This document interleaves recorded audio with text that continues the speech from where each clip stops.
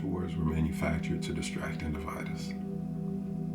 They want us to be angry at each other instead of the people they pay to lie to us.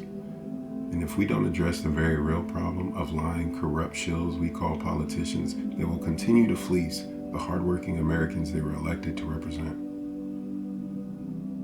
Our so-called representatives, they'll never apologize, never take responsibility, never be held accountable for the position they put us in.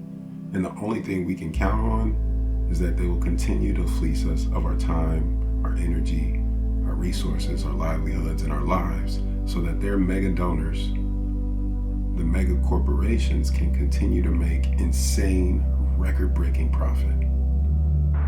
Price gouging us for record profit only to claim inflation is like on the bottom 90% of Americans and calling it trickle-down economics.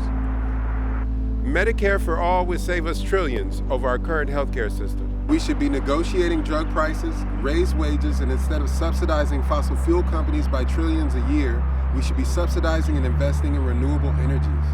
The war on drugs disallows millions of Americans from being contributing members of society, props up the cartels that dislocate and terrorize millions of migrants a year, and does nothing to curb the 100,000 plus drug overdose deaths a year. America holds 4% of the world's population, but more than 20% of the world's incarcerated, with Oklahoma leading the charge.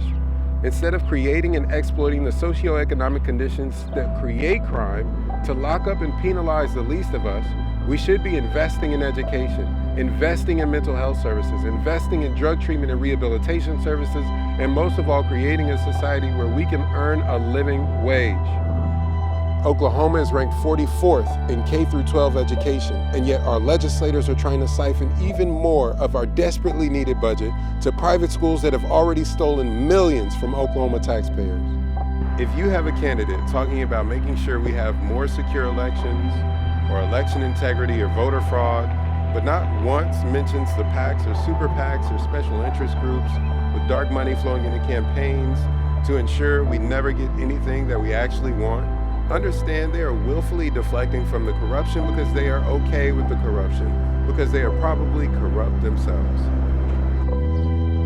The bottom 90% of Americans have lost $50 trillion to the top 1% in tax cuts, stock market deregulation, and wage suppression. Every year, Congress gives away $1 trillion in defense spending, tax breaks for the rich, bailouts and subsidies for megacorporations and CEOs that defrauded us and got bonuses for it.